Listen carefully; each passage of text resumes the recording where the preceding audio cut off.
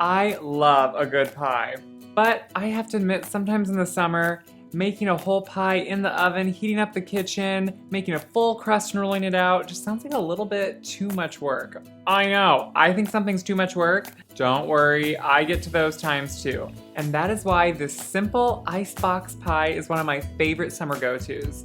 This is a blackberry icebox pie with a graham cracker crust. You do have to pre-bake the graham cracker crust in the oven, but it is just 15 minutes and it is all worth it. And yes, apparently I heard there's this rumor that you can go buy a graham cracker crust. I'm not talking about one of those bought ones. I am talking about a homemade graham cracker crust. It is worth it. It isn't that hard. You can do it and you will be so glad you did put the effort in. To start, I just like to make my blackberry jam that I fold into the pie later on. I know, sounds amazing, and yes, it sounds like a little bit of work, but it isn't. To start, you just want to bloom some gelatin.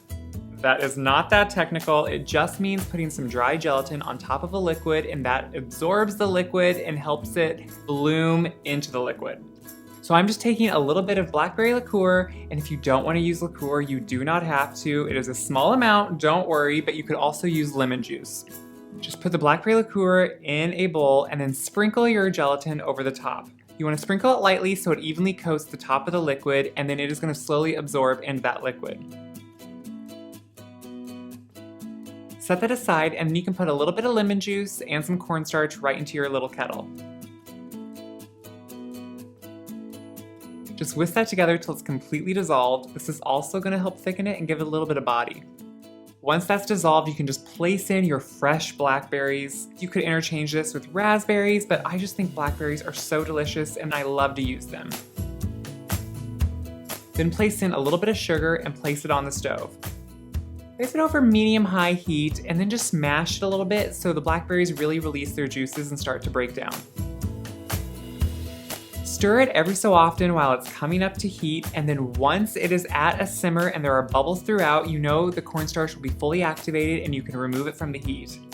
Once you've taken it off the heat, your gelatin is going to be fully bloomed, and as you can see, it doesn't even really wiggle in the bowl anymore. It is kind of congealed and it really has become, well, gel. That's why it's called that. So now you just want to put that right into the hot mixture, and this is going to cause the gelatin to mix and melt right into that mixture and fully dissolve. This is how you prepare gelatin, and this is really gonna stiffen up and help the pie congeal later on.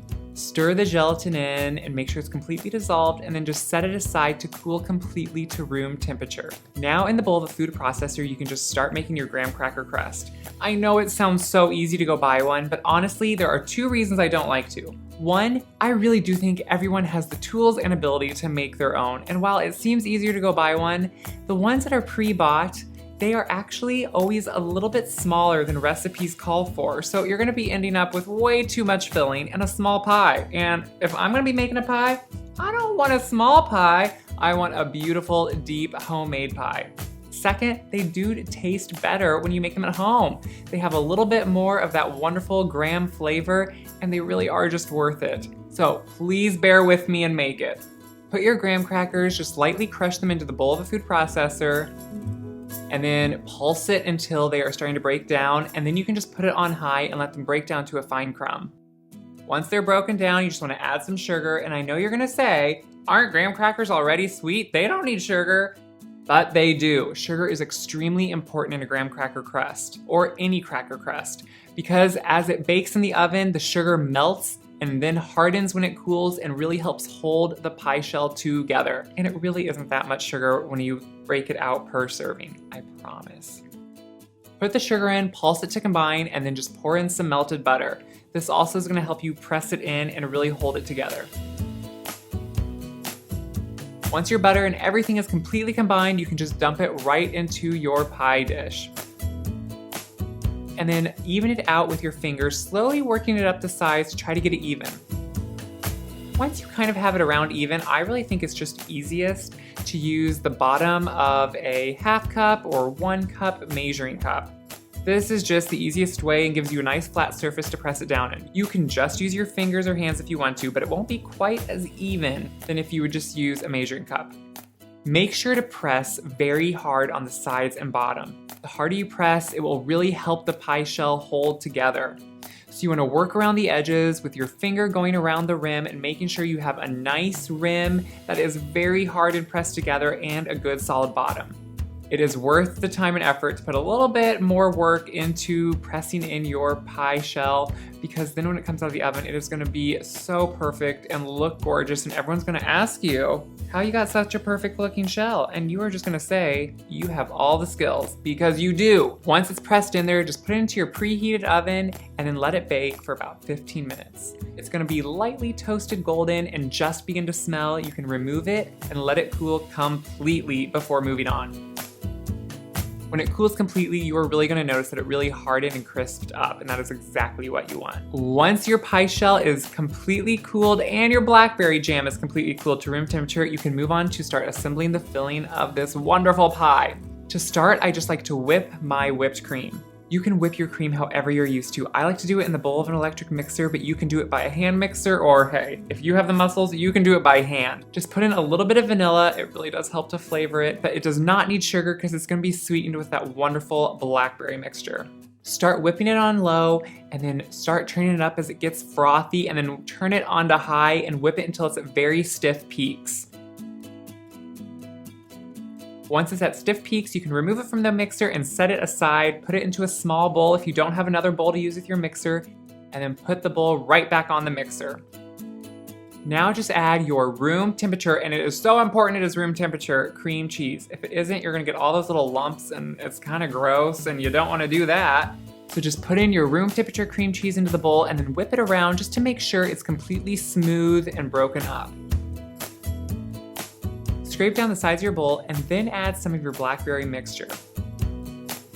Now, as it starts mixing in, you're gonna think maybe it kind of looks curdled or a little bit broken up, but just keep mixing it until the blackberry mixture and the cream cheese are completely homogeneous and combined.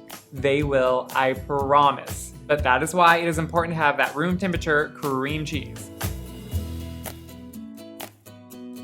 Once they are mixed together, you can just take it off the mixer, add in some of the whipped cream that you did, about a third of it, and just mix that in to help lighten it, and then add all of the whipped cream and fold that in to the blackberry mixture.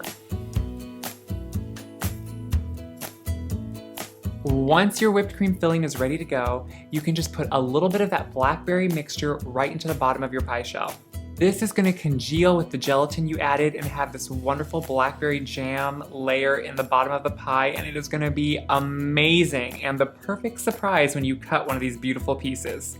Smooth it over the bottom, and then you can start dolloping on your whipped cream and blackberry mixture on top. Just work around the edges and put it on dollops, that way it doesn't squeeze that jam mixture up the sides. Once it's on there, you can just spread it evenly and then place it right into your refrigerator. It is essential that this pie chills completely before cutting. That's gonna help the gelatin fully set and the whipped cream mixture and cream cheese fully set. So at least 4 hours, and you can even do this overnight. It really will help it set up well. And that's all there is to it. This pie is absolutely amazing in the heat of the summer or right at late summer when the blackberries are at their peak ripeness and so delicious. Spoon on some whipped cream or just eat it as it is. It is an absolutely delicious pie that you are going to be making time and again. If you like this video, make sure to click like below and click subscribe to become part of the Gray Boxwood family. I love to hear from you, and I cannot wait until next time.